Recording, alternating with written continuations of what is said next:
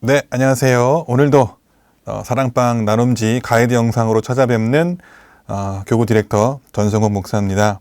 오늘은 2021년 10월 17일 주일 설교 우리 문대원 후임 목사님께서 하셨던 당당함의 문제, 본문은 에베소서 2장 4절에서 9절이었습니다. 시작하도록 하겠습니다. 자, 오늘 제목처럼 당당함 한번 생각해 봤을 때 아이스 브레이크로 뭘 할까 좀 고민했었어요. 그래서 당당함의 원인은 무엇일까? 그리고 세상과 기독교의 차이는 무엇일까를 한번 나누면 좋지 않을까 싶습니다. 또 이런 것도 좋을 것 같아요. 살아오면서 내가 가장 당당했던 때가 언제인가 한번 나누는 것도 좋을 것 같고요. 또 세상이 말하는 당당함과 우리 기독교가 말하는 당당함이 또 어떻게 다른지를 한번 또 이야기 나누면 좋을 것 같습니다. 대표적으로 좀 책을 제가 좀 검색하다 보니까 당당함이라는 그 주제를 가지고 검색하다 보니까요. 이 세상적인 것에는 이런 책이 있더라고요. 나는 눈치 보지 않고 당당하게 살기로 했다 하고 그 내용을 보니까 결국 그거예요. 내가 무언가를 더 가져야 되는 거죠.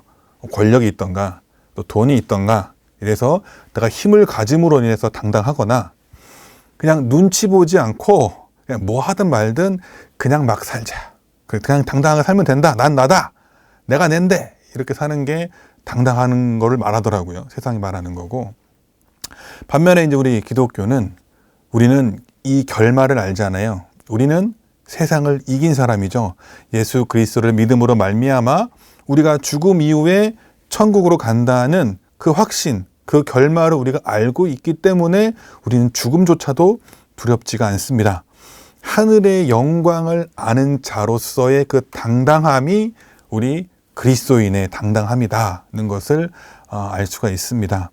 또 이런 차이들을 함께 나누면서 시작해보면 좋지 않을까 싶습니다. 자, 오늘의 서론인데요. 문대원 목사님께서 말씀하셨던 그 첫 부분이 이제 바리새인에 대한 부분이었습니다. 그러니까 예수님 시대에 바리새인들은 그 당시 많은 유대인들에게 존경을 받는 자들이었어요. 그래서 율법을 잘 알고 있었고 그 율법을 철저히 지키는 사람들이 바로 바리새인들이었습니다. 그 당시 사람들의 입장에서는 굉장하게 도덕적이고 훌륭해 보이는 그럴 수밖에 없는 자들이었던 것 같아요. 1세기 유대 역사가 요세푸스가 바리새인들을 향해서 바리새인들은 검소한 삶을 살았다. 그들은 율법을 가장 정확하게 해석하는 율법의 전문가였다. 그들은 정치 권력을 추구하지 않았지만 이스라엘 전역에 큰 영향력을 가지고 있었다라고 평가하고 있습니다. 그러니까 말 그대로 검소하게 살았고 그 모세 오경에 나와 있는 그 율법을 600 몇 가지로 딱 정리를 해가지고 그것을 철저히 지키고자 했던 자들이 바로 이 바리새인들이었습니다. 그런데 그 당시 유대인들은 이렇게 존경하는 바리새인인데 예수님은 그렇지가 않았어요. 유독 바리새인들을 많이 비판했습니다. 그러니까 모세 율법을 철저히 지키면서 기도도 하고 금식에 힘썼던 이 바리새인들이 예수님께 비판을 받은 이유는 그들이 사람에게 보이고 인정받기 위해서 행했기 때문입니다. 그러니까 이들은 기도를요, 혼자 조용한 골방이라던가 이렇게 어떤 모여 사는 게 아니라 막 갑자기 길을 가다가 거기서 막 기도를 하고요. 자기가 금식하는 것을 다 드러내고 나는 금식도 하는 사람이다라는 것을 다 드러내고요. 근데 이런 것들이 눈에 보이는 행동 너머에 있는 그 마음의 그 동기를 다 보시는 예수님이시니까요.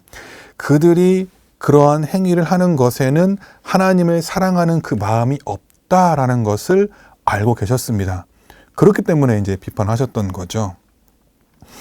이런 이 바리새인에 가지고 있었던 그 당당함의 이면에는 하나님을 사랑하지 않고 자신의 의를 드러내고자 했던 것이 있었고 예수님은 그것을 정확하게 비판하고 지적하셨던 것입니다. 자, 그러면 첫 번째 질문으로 들어가 볼게요. 자, 미국의 존 파이퍼 목사님께서 율법주의, 그러니까 율법을 철저히 지키는 거죠. 율법을 지킴으로써 우리가 하나님께 용납을 받는다는 확신이다 라고 말을 했습니다. 이게 뭐냐면 내가 바리새인들처럼요, 율법을 철저하게 지키면 하나님께서 나를 용납하신다 라고 생각하는 것이 율법주의라는 거예요. 자, 율법을 열심히 지켜서 하나님께 용납을 받으려고 할 때는 어떤 문제가 있을까요? 그렇죠? 우리가 스스로 노력으로 의롭게 될 수 없는 이유는 무엇일까요? 입니다. 대표적인 구절이 이제 예레미야 17장 9절에 나오죠. 그 무엇보다도 거짓되고 부패한 것은 사람의 마음이다. 그렇죠? 그렇기 때문에 인간은 전적으로 타락한 존재입니다. 그래서 칼빈의 첫 번째 5대 교리 중 첫 번째가 전적 타락이거든요. 인간은 완벽하게 타락했기 때문에 그 어떤 것도 온전하게 동작할 수 없다. 팔머라는 교수는 엠파이어 스테이트 빌딩 꼭대기에서 떨어져 가지고 박살난 존재가 인간이다라고 봤거든요. 그 몇 층이죠? 엄청 높은 데서 떨어져서 박살나면 사실 아무것도 남지 않잖아요. 그렇게 아무런 것 제대로 동작할 수 없는 것, 그 정도로 이제 완벽하게 파괴된 그 존재가 이제 인간이라고 보는 건데, 그런 인간이기 때문에 마음조차도 거짓되고 부패한 것이 사람의 마음이다. 그러므로 율법의 행위로, 그러니까 이 타락한 존재가 내 스스로 어떤 율법의 행위로는 하나님 앞에서 의롭다는 인정을 받을 육체가 없다라고 바울은 정확하게 지적을 하는 거예요. 이 율법으로는요, 그저 내가 이것이 죄이구나라는 것을 깨달을 뿐이다라는 겁니다. 그래서 내가 이렇게 율법을 지키는 것, 어떤 행함을 통해서 하나님께 의롭게 된다는 것은 불가능하다. 이것을 우리가 알 필요가 있습니다. 근데 이제 대표적으로 사실 천주교도 굉장히 어떤 행위를 통해서 구원에 다가가려는 모습들이 있고요. 이슬람은 사실은 아예 행위 구원입니다. 내가 정말 착한 일을 많이 해야지만 알라 앞에서 구원을 받는다라고 생각하는 존재들이거든요. 그러니까 늘 불안한 거예요. 내가 이 행위를 통해서 내가 구원을 받는다는 확신을 할 수가 없기 때문이죠. 그렇기 때문에 우리도 마찬가지예요. 율법, 어떤 행위, 그 율법적인 그 행위를 통해서 하나님께 나아갈 수 있고 하나님께 용납될 수 있고 의롭다라고 칭함을 받을 수가 없다라는 것을 먼저 알아야 됩니다. 자, 두 번째입니다. 은혜는요, 자격이 없는 사람에게 값없이 주어지는 사랑입니다. 은혜의 반대말은 자기의예요. 그러니까 self-righteousness, 내가 스스로 의롭다라고 하는 거죠. 은혜의 반대말인 거, 내 스스로 할 수 있는 거니까요. 자기의는 율법주의의 핵심입니다. 내 스스로 해야 되는 거니까요. 바리새인들의 삶의 방식이기도 했고요. 자기의는 영적으로 현실적으로 어떤 문제를 가져올까요? 자기의로 가득한 사람을 보면 어떤 기분이 듭니까? 라고 질문을 하고 있습니다. 자, 에베소서 2장 4절에서 5절에 이렇게 기록이 되어 있어요. 긍휼이 풍성하신 하나님, 우리를 사랑하신 그 큰 사랑을 인하여 허물로 죽은 우리를 그리스도와 함께 살리셨고 너희는 은혜로 구원을 받은 것이라. 그렇죠? 은혜로 인해서 구원을 받은 거예요. 그러니까 절대 내 의를 자랑할 수가 없어요. 그런데 이걸 자랑하는 사람은 결국 교만할 수밖에 없죠. 그런데 하나님께서는 교만한 사람을 물리치시고 겸손한 사람에게 은혜를 베푸신다라고 베드로전서에 기록이 되어 있습니다.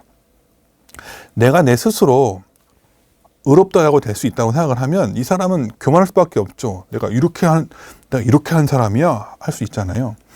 근데 하나님께서는 그런 사람을 물리치신다는 거예요. 하나님, 나는 정말 죄로 인해 죽을 수밖에 없는 존재입니다. 낮아진 그 겸손한 사람에게 하나님께서 은혜를 베푸신다는 것을 우리는 기억해야 됩니다. 내가 율법으로 정말 의롭다라고 생각하는 그런 사람들은 교만할 수밖에 없고, 그런 사람들을 보는 우리 역시 저 사람은 너무 교만한데? 라고 생각할 수밖에 없는 거예요. 하나님이 정말 원하시는 성품 중에 하나는 바로 겸손입니다. 겸손할 수밖에 없어요. 왜냐하면 내가 스스로 뭘 할 수 있는 게 없으니까요. 그런 사람이 되시기를 소망합니다. 자, 세 번째입니다. 구원은 선물이죠. 선물은 조건이 없고 대가성도 없어요. 선물을 받기 위해 노력을 해야 된다면 그것은 선물이 아니라 상이죠. 그렇죠? 그리스도를 통해서 우리에게 주신 구원이 하나님의 선물이라는 사실은 하나님과 우리의 관계에 대해서 무엇을 보여줍니까? 구원에는 하나님의 어떤 마음이 담겨 있나요? 라고 질문이 적혀 있거든요. 에베소서 2장 8절에 보면 너희는 그 은혜에 의하여, 내가 뭐 잘나거나 도덕적이거나 착한 행위를 하거나 공부를 잘하거나 잘생기거나 그게 아니고요. 은혜에 의하여 믿음, 내가 예수 그리스도를 나의 구주로 시인하는 그 믿음으로 말미암아 구원을 받았습니다. 이것은 너희에게서 난 것이 아니오. 그러니까 나로부터 나온 것이 아니라 하나님의 선물입니다. 선물은 뭐라고 했죠? 그저 받는 거예요. 하나님께서 그저 우리에게 주신 겁니다. 그러니까 내가 뭘 잘해서 상으로 받는 것이 아니라요. 하나님께서 내가 그저 예수 그리스도를 믿기만 하면 주시는 선물입니다. 이것은 뭐냐? 우리가 아직 죄인 되었을 때, 그죠? 우리가 더 이상 뭐 어떻게 죄인은 자기를 스스로 이렇게 할 수가 없잖아요. 죄인인데 자기가 스스로 풀려날 수가 없거든요. 누군가에 의해서 풀려나야 되는데. 그리스도께서 우리를 위하여 죽으심으로, 우리를 대신해서 예수님께서 십자가에서 죽으심으로, 하나님께서 우리에 대한 자기의 사랑을 확증하셨다. 하나님께서 우리를 너무 사랑하셨기 때문에 그 사랑을 우리에게 확증시키기 위해서 그분의 가장 사랑하는 아들 예수 그리스도를 이 땅에 보내주셔서 그분이 우리를 대신해서 죽게 만드셨다는 것을 우리는 기억해야 돼요. 그러한 때에 우리와 하나님과의 관계, 우리와 예수님과의 관계가 어떠할지 우리는 깊이 묵상을 해야 합니다. 자, 네 번째입니다. 자, 은혜로 치유된 마음을 갖게 되면 자기 자신을 자랑하지 않게 돼요. 그렇잖아요. 내가 나로 인해서 된 게 아니라 정말 그저 받은 건데, 내가 아무것도 아닌 존재인데, 벌레만도 못한 존재인데, 그저 하나님께서 우리를 사랑하셔서 그 용서와 은혜를 받았다면 우리는 나를 자랑할 수가 없습니다. 진정한 은혜를 경험한 사람은 다른 사람과 나를 비교하지도 않고요. 다른 사람을 비판하지도 않습니다. 진정한 자랑은 그래서 뭐냐면요. 우리 주 예수 그리스도의 십자가 외에 결코 자랑할 것이 없으니, 이것이 우리의 고백이 되어야 할 거예요. 내가 막 나의 어떤 것을 자랑할 것이 아니라 우리의 그 십자가. 그래서 그 십자가의 그 은혜를 감사하고 자랑하고 전하는 것이 우리의 삶의 목적이 되어야 합니다. 예레미야에는 이렇게 기록이 되어 있어요. 지혜로운 자는 그의 지혜를 자랑하지 말라. 용사는 용맹을 자랑하지 말라. 부자는 부함을 자랑하지 말라. 자랑하는 자는 이것으로 자랑할지니 명찰하여 나를 아는 것, 하나님을 아는 거죠. 나 여호와는 사랑과 정의와 공의를 땅에 행하는 자인 줄 깨닫는 것이다. 하나님의 사랑과 공의 하나님과 사랑의 하나님을 아는 것, 깨닫는 것. 나는 이 일을 기뻐하신대요. 여호와의 말씀이니라. 우리가 자랑할 것이 무엇인가요? 바로 하나님이십니다. 이것을 기억한다면 우리는 겸손해질 수밖에 없어요. 자, 그러니까 첫 번째와 연결되는 거죠.